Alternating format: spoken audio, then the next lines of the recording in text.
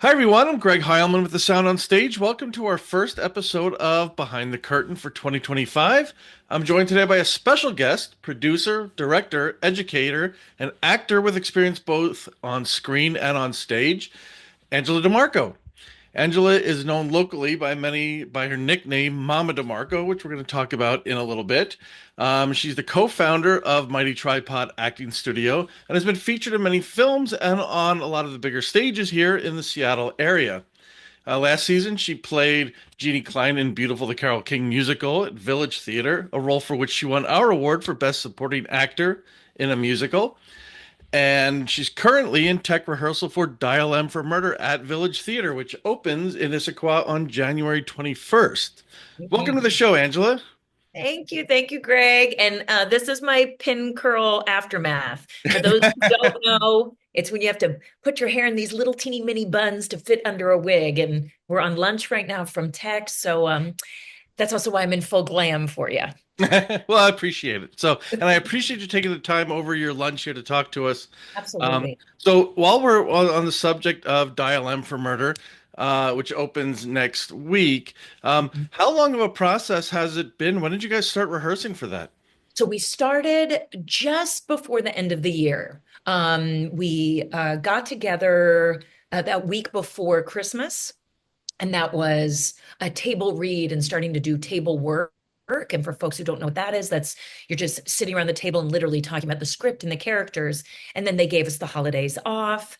Then we came back for a minute, and then we got another little break for New Year's Eve. And then we have been full steam ahead ever since. And the way that rehearsals work here, this is a union house, an equity house. Although all of them are a little different, but for this one, we are rehearsing 6 days a week. And those are full days, full 8 hour days. And then you get a longer meal break. Now we're in tech rehearsal. So that's when you're adding in all those elements of sound and costumes, and we're on stage and everything is fully coming to life. And these are a little bit longer days, 10-hour days. But then again, we get a longer break. And Yeah. then at Tuesday, the 21st will be our first preview, but official opening is Friday, the 24th. Now, do you do any work between, so if you have previews and I imagine there's tweaking and things like that that happen after previews, do those just get rolled into the next preview or do you have work time in between one preview and then the next preview? With this, every play is different, every director is different, every theater is different. But for this particular production, and Adam, the artistic director of Village, who is also directing this play, and he has been amazing to work with, such a collaborative director. He's been so open to all of us, all the cast members, our ideas. It's a really, for people who aren't familiar with this was originally a 1950s Hitchcock film. Right, right, Alfred Hitchcock, yeah. Right. And then there's been an adaptation and another Mhm. adaptation. And the one we're doing is Hatcher's adaptation, which means my character exists. In the movie, my character is a man, is not a Right. woman. So little twist there, but no spoilers. Max, you're Maxine. I'm Maxine, right? But for what I'm used to and how this will work, we will do all of our tech, and then we have rehearsal on Tuesday. Then we'll have a preview. And to answer your question, the next day we'll have rehearsal again during the day. So when you learn what that is, now that we have a full audience, and I think we are pretty packed on Tuesday, so we'll really get, it's not a comedy, it's a murder mystery. So it's thrilling and amazing, but you still learn so much. So that's when, some things might get sped up or slowed down, or this quick change can take more time, or this, let's maneuver this blocking. There were some sightline issues. All those things would be worked out, and then same spin rinse repeat, Greg. So we'll have a preview then on Wednesday, rehearsal on Thursday, preview on Thursday, rehearsal on Friday, and then opening, and then he's fired. No more rehearsal. I mean, he's going to still run the theater, and he's so amazing. He's Sure. always going to do the curtain speech as well. So Yeah. he'll be there. He'll still be with us pretty much for most of the run of Yeah, I Issaquah. like Adam. We had a nice chat in our get to know a theater with him a few months back, and Oh, he's wonderful. such a good guy. Yeah. Yeah, Um, Now, Village great. is the one thing that's unique about them is the sheer length of their runs, and I wanted to talk to you about that because you experienced that at least with Beautiful last season, and I'm Yeah, not sure this you is actually my fifth show with them. really. Yeah, Well, you keep coming back, so it must be great. I love it. But Beautiful was my first musical with them. And so it meant And I, mind you, everyone, I only sang in the big closing number at the end. So I was really what they call an actor track. The mom was an actor track, but it's still, as you know, Greg, but for everyone watching, it meant the world to me to be able to accept that award from you all last year. And it's there on my desk and I spin the little medallion and oh, I love it.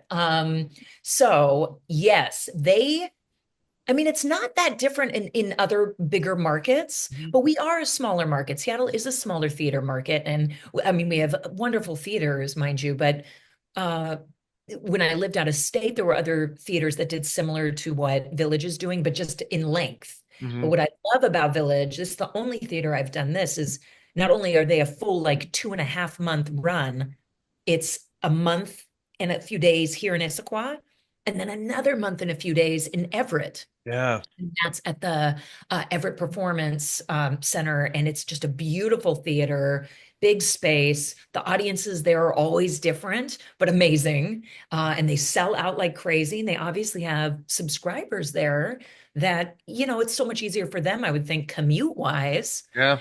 But I love it. Just to be really blunt about it, great contract, like great work Yeah. financially, but also especially for me, I only do work that I'm really excited about, especially in my years. I'm now 47. And so I'm in a space where I like to do plays that I'm drawn to, the story I'm drawn to, or maybe it's the people, or maybe it's all of those things, which really has happened with this. So I get to live with Maxine for 3 months. It's a blessing. It really is a blessing. Yeah, that's great. Yeah, I need to make it up to Everett, and I try to catch shows early in the run. And the amount of Yeah. shows, my schedule doesn't necessarily make it so that I can get up there, but because I've only Your gone to schedule. What are you busy seeing 50 open it's shows a year? You're so amazing. You're so amazing. I don't know how you do it. crazy, but yeah. Well, so speaking of balancing time, how do Yeah. you balance the time? So you're doing this for two Yeah. months plus rehearsal time, and Yeah. you're running Mighty Tripod, which we'll get into the details about, that in a little bit, but how do you balance the time between all of these endeavors that you're working on? Yeah, it's so sticking with Village. When it comes to Village, the first show I did with them many, many moons ago was The Importance of Being Earnest. And that was before Mighty Tripod Acting Studio and Mighty Tripod Productions. By the time I think I did my second show with them, which was The Foreigner, we had started the company, but it still wasn't what it is today. Then when I got into Crimes of the Heart, I got to play a great role. I got to be Chick in that. Then we were fully in, like we were in production for a film. We were teaching. And so luckily that and Beautiful, I got those two shows as kind of okay, my partner, David S. Hogan, who runs both companies with me. We both teach there and we both produce. This is something that we navigated with those shows before. So what that looks like, people are going to think I'm insane. I told you I rehearse 6 days a week. So we know 3 months, but I always get Mondays off. As many people know, theaters will say, oh, Mondays are dark, meaning Mhm. the theater is dark, meaning you don't work on those days. So you usually always get Mondays off. So ever since we opened the company, because we both are stage actors as well, we made sure that we always teach on Monday nights. So even though I have Mondays off, I really have not had any days off. I coach. I have a lot of ongoing clients, private coaching clients. So I usually coach all day Monday, whether Zoom or in person, and then teach class 6 to 9. Once we open the show, I won't have rehearsal anymore on Tuesdays. So you can kind of already see where this is going. Yep. Then we add our Tuesday class. So starting next week, I start teaching classes Monday and Tuesday nights. Okay. So anytime you have free time, you just fill it But up with classes or whatever. Yeah. working. And it's not even so much that I'm like, oh, I need to. It's that I don't want to be away from our studio for 3 months. I miss my students. And we are now going on our 13th year and we still sell out classes and we have ongoing students that have been with us for years. And then of course we have brand new students and it's something I really, really enjoy. And producing, we're definitely more mindful now that we're older. When we started producing back in the day, we were like, we'll just make as many movies as possible. And then, as we've progressed in our producing careers where more money is getting involved and we're taking more time. Now we'll maybe do a film every other year. But there was a while there we were doing at least 1 to 2 films a year. And when I say that, I mean sometimes just not just, but short films, not two Yeah. features. We've done four Yeah. features and 26 short films. Well, I remember working with we went to the Seattle Film Summit for a couple of years and talking about how Seattle is just such a great area to make films because we've got everything. I mean, I, landscape wise, there's desert, mountain, water, cities, anything you can imagine. and Uh, mild seasons yeah, yeah, yeah, ish. Yeah. yeah, ish. Yeah. Yeah. Now, how did you get I guess how did the idea start for Mighty Tribe? How did you start the production studio before the acting studio or the education arm of it? Which came first? Well, so we're going into our 25th year or 24 years. 24 years. So David, 24? David's going to be like, honey, 24 years ago, I met David, who is now my partner in life and all things. We got married. Moved to LA because he had never been there. When we came back, luckily he was like, yeah, it's not for me. I was like, oh, good. Because I'd already lived in LA. I already did that. So when we came back to Seattle, this would have been 2005, maybe. We had already been coaching and teaching, and this is not under the umbrella or under the LLC of our company, but we were doing it, and then we were producing, and again, not under anything. It was just Angela and David, and it got to a point where we went, we should do something, and it was like 10 years, almost a decade, because we were doing a lot of theater. We're both theater actors. That's how we met, doing Taming of the Shrew. I was Grumio. He was Petruchio.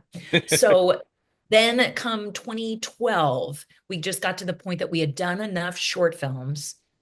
We had done enough coaching or classes that we said, we need to make a home. We need to find a studio, make it our home. And so both of them came to be at the same time. Okay. We became Mighty Tripod Productions and then Mighty Tripod Acting Studio. And where the name came from, which I think you were trying to hint at that when we started the interview, our first pet together was a boxer beagle Vita. Beautiful dog. I could send you a photo and you could put her up right now in the Oh, video. sure. She maybe I have one on my phone. But we rescued her when we lived in LA. And Longtail and the Kite, we had her many, many, many years. And like I told you, we came back to Seattle and then I got married and started the company. See, now the curls are going to start bothering me. Um, she got diagnosed with bone cancer. And we had to remove one of her legs. But then she became our mighty tripod. And she kicked cancer's butt. And what that turned out to be was kind of this double meaning. Not only was it named after her, but oh, a tripod, camera tripod. Yeah. And it's stuck ever since. Fun fact, and you're hearing it here first, folks. Dave and I are currently looking for an artist, anybody watching, to do a new animation for us and new logo for us. And we want to incorporate Vita in it this time. Right Oh, now, it's a camera. For many years, it was something else, and we've been morphing and morphing. But now we really want to get her on there just because I think so many people don't know that story. that's But cool. since then, Greg, it's been nonstop. I mean, it's just the studio. We have our own space in Georgetown, and we do primarily teach acting for the camera. And you would ask me that in an email. The reason that came to be, we love theater. We still coach many actors who are focusing on a theater audition or the TPS generals, or auditioning for a play, whatever it may be, fill in whatever blank. But there's not a lot of acting for the camera education in Seattle. There just isn't. There's a ton of amazing theater education, and we highly recommend those companies and studios. So we said we should really focus on this. And at that point, when we opened the company, Dave and I had also ourselves built our career. We'd both been on several TV shows and several feature films. And so we felt like it was appropriate for us to say, hey, we can teach you this as well. Yeah, you had Sometimes, that experience. Yeah. yeah, yeah, but still with a theater background. And yeah, but yeah. Yeah. Well, what is the because I'm always curious about this, and I think there's some obvious things that anyone can think of the differences between the TV or Mhm. film and stage. I mean, obviously there's the Yeah. close-ups versus the, you're acting towards the back row of a balcony, that kind of thing. But I mean, to you, what are some of the biggest things that maybe people don't realize are the differences between acting for a screen and acting on stage? I think for our studio, the way that we teach, and again, we're not saying this is the end all be all. We're big believers. In my BFA program at my school, there's a lot of things that I ended up unlearning later, or there's some things that still stick. But our studio is not a method-based studio, although we'll mention many of the methods people talk about. Cool, great, awesome. We think that's helpful. But we're a big believer in pick and choose what works for you because every artist is different. And some things don't work for one person and might work for another. Or some things I think personally as an actor and performer are not a safe or healthy way of getting into a role, especially for film, which is more visceral and in the moment versus theater. I think sometimes because you have way more time in rehearsal and you're more comfortable versus one of the first films I ever did, I was kissing somebody I just met for the first day of filming and no intimacy coordination, no rehearsals, like everything is starting to change in that world as well. But I think film sometimes everybody has to find what works for them. But at our studio, we're a big believer in acting is acting. And some people might go, no, it's not. Well, I hated when people started calling me a film actor. I'm like, no, I'm still just an actor. I'm not a film actor or theater actor. I can do both. But yes, sometimes you do have to do what Dave and I will call scaling. Sure, like you said, maybe I don't have to project to the balcony or, a 1,000-seat theater versus it's just me and Greg, and here's a camera, and it's really intimate, and I don't need to be projecting. But also, if you and I are in a fight, I'm going to go to the same 10 that I would go to on stage. And Yeah. so I am personally not a big cheerleader of, oh, all acting for the camera should be small. That's not true. You look at Denzel Washington and Viola Davis doing their fight scene in Fences, and it is a beautiful scene. We often show it at our studio, and it is a 10, and it is raw, and it is real.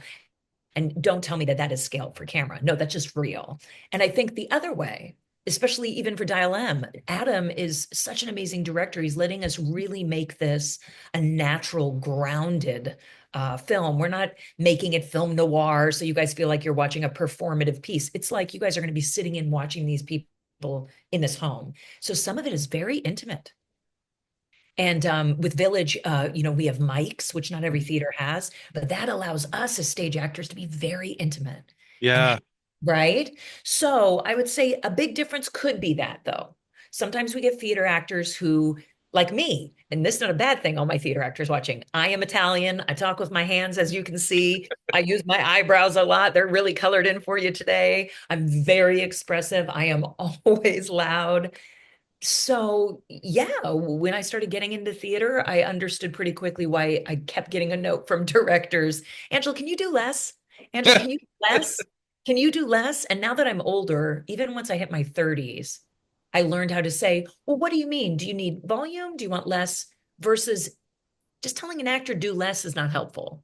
So Yeah. that's also where I learned what kind of teacher I wanted to be based on directors I worked with who weren't necessarily doing it to be mean. They just didn't know how to communicate in a helpful way for an actor to be able to stay in the moment, in the process, and not get embarrassed and shut down. Does that make sense? Yeah, yeah, Yeah. yeah. It's and I think that's a good thing to be able to use your experience for is, and I equate that to out in in the working world, so to speak, in Mhm. corporate. When you have bosses and you learn, hey, what did this person do that I didn't like, that I did like, and then if you eventually become a manager, you kind of make your own managerial toolkit out of the things that these people did that you Yeah. liked or didn't like, whatever it is. So yeah, it's all learning experience, which is great. I think it's also one of those things that when we've had actors in the past come and they say, "Oh, I'm brand new. I need a class. I don't know anything." And then I end up, or I don't know anything about acting. And then I talk to them and I find out they've been doing theater for 10 years. They went to school for it and they just mean because of film. And I say, if I didn't have the theatrical, because I did a BFA in theater, there's no film at my school. And it's also one of those things, even when I went to LA, who I was training with was all theater, even though I was auditioning for films by that point. But I always tell them, like, you have such a great base. Like, I hope every actor can start with theater. And most of the working name actors or even celebrities that I admire, I look like Anthony Hopkins. Oh, he's in theater. Denzel Washington, he's doing theater. He's right. So it's one of those things that I really wish all directors embrace. Like, acting is acting, but have the ability to work with the actor if they need to scale them or make them broader. Because it Yeah. goes the other way. I've had film only students, never did theater, got their first play, and they did not know how to project. They did not how to do breathe from the diaphragm, and it was, they call me crying, and I was like, come in, we'll do a session, let me start working with you. And the director didn't know how to work with them. They didn't realize in audition, so that's always hard. But yeah, I think there's always something to learn. Yeah. And theater to me seems like it would also teach you how to be a little more agile in situations because Yes. it's always different every night, right? And I love that you bring that up. That I would say definitely across the board. So now stepping outside of the actor, how is it different? Now talking about the actual medium. Huge difference. That's really where the difference is. Theater, you get to audition, callback. It's like you and I would be doing a chemistry read. So I get to actually be with another actor. I get to talk to the director. Rarely are we doing self tapes. For anybody watching who doesn't know what that is, that's when you have to tape yourself at home. Theater, you get to do rehearsal for weeks, if not a month, sometimes even longer. And then you get to tell the story from beginning, middle to end. And you do the run over and over and over. And you get a live audience. You get feedback. You know if that joke works. You also can go up, though, have a brain fart, forget a line. And hopefully Greg helps me. And I'm like, oh, thank you. Film, where there's the differences that I do think are a little more difficult and what makes it kind of a lonelier career path. You're probably not going to meet the director, maybe at the callback. Nowadays, you're self-taping. So that first round of auditions is not even in the room with anybody who has anything to do with the production. So hopefully your choice is something that's them worth watching your tape. Mm. Your callback might be Zoom. So again, I don't get to win the room. I'm in this Yeah. zone and like my tech is bad. What if it freezes? I have students who got kicked out of callbacks because their Zoom froze. So just like, unfortunately, crappy Wi-Fi, not their fault, Yeah. didn't get invited back. Then you end up on set, and like I said, no rehearsal. Sometimes people do rehearsal, but not like theater, not that long. I may not have ever met you, and you're playing my husband, and we have to pretend we've been married for 20 years. Let's go. So it's very, and then you're also filming out of order. We might do the end of the movie the first week to get the big stuff out of the way, and then we go. So it's just a very different way that your artist brain has to work. Yeah. And I also think that can be scary for some folks. But for me, as I get older, what's something I love, and I love this gig that I'm on right now. Don't get me wrong, I love it. Any theaters out there, hire me. I love theater. It's my first love, definitely. But film is usually shorter. So it's like, oh, I'm shooting a week or even a feature. Oh, I'm going to shoot 28 days, then I'm done. Cool. Um, Money, a lot of people do have that twisted. They think film is so much more than theater. Absolutely not. It just depends. But take that out of the way. But if you do mess up a line, not as stressful. It's just cut, okay, give her line, or you're still rolling. You give me my line, I continue. So there isn't that same pressure. However, you and I would maybe do a scene and we might be doing 20 takes. So doing that scene or a moment in that scene over and over Yeah. and over. And what if you have to cry every scene, right? Or you're Yeah. yelling. Yeah. So there's just different skill sets that way. Interesting. Yeah.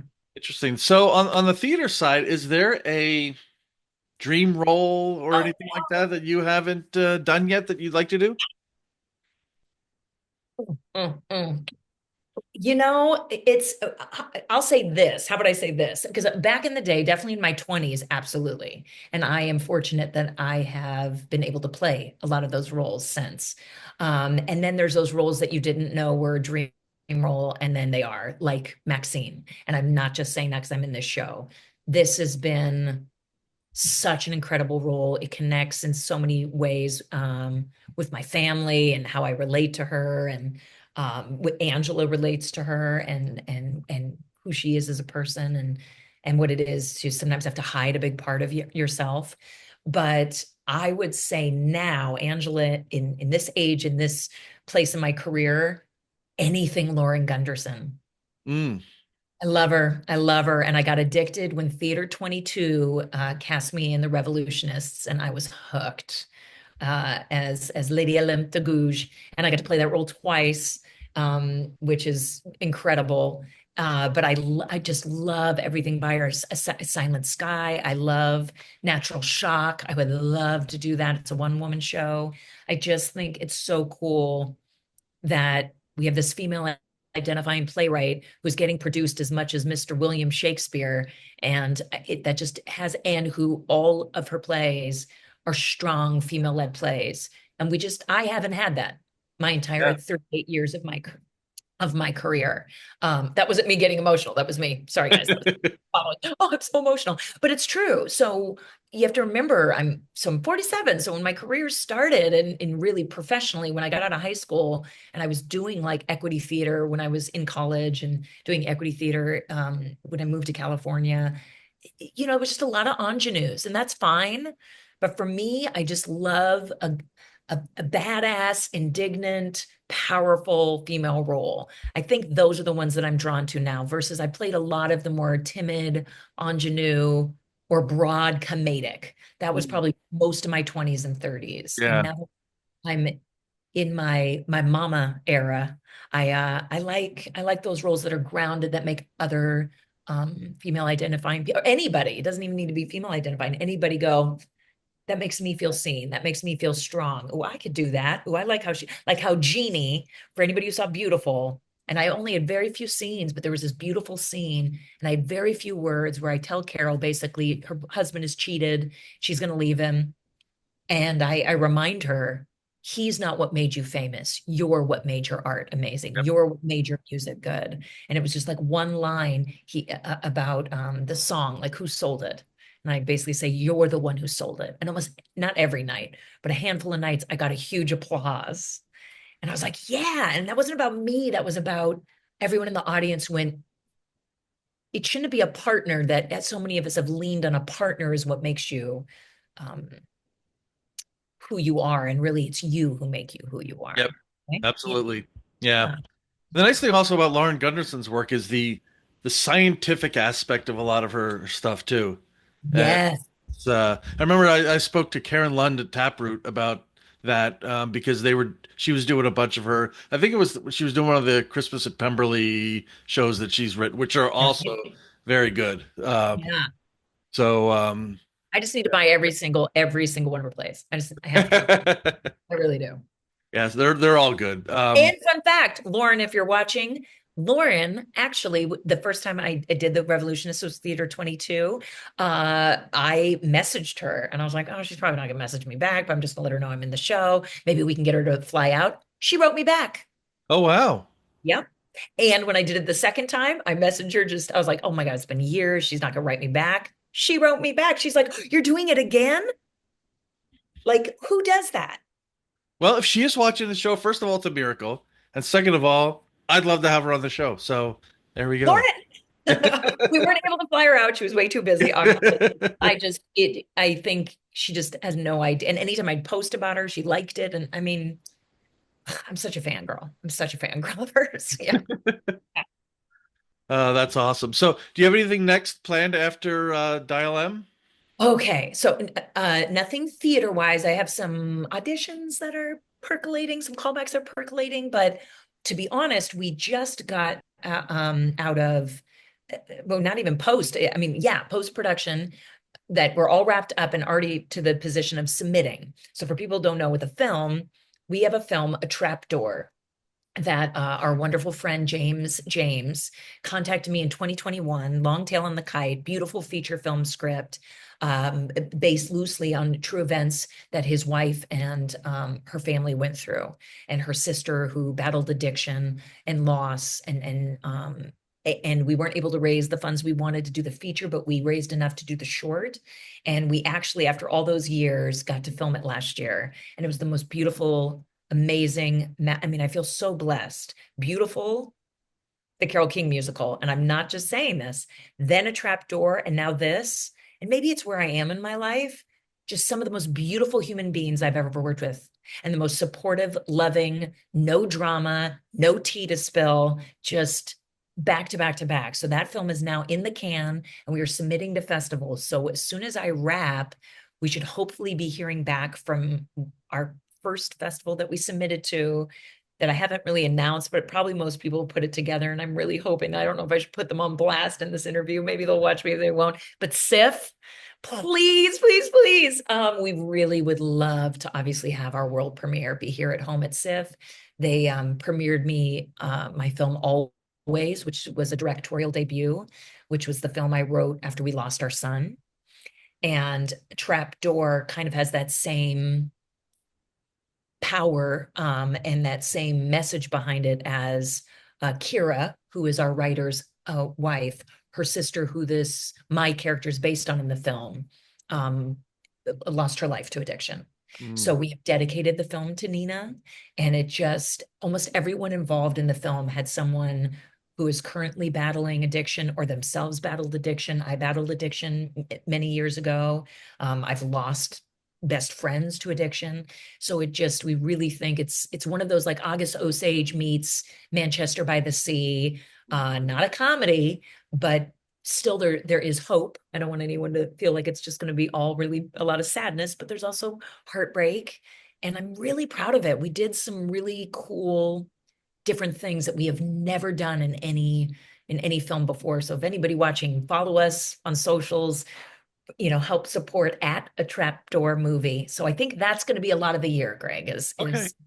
but I'll let you know if I get cast Great. in. Yeah, and I'll post those links and all that on the show notes and keep people up to date on what's going on with you. I know one thing I'm looking forward to in this show that you're in is I saw that Richard Slonaker and Okay. um, Calder Jane Schilling and are Bob and it's Bob like a Hamilton. Bob Hamilton, right? yeah. So it's gonna be a good show. I cannot wait to see it. And my leading lady, who plays Margot, who's the lead, Betsy, who moved here a few years ago, and this is like her big Seattle premiere production. She's phenomenal. Cast her, hire her, everybody's phenomenal. We're having too much fun, which is funny when you're doing a thriller, and but we're all just being so silly. And the way Adam set us up to succeed in the rehearsal room, just we've hit so many firsts.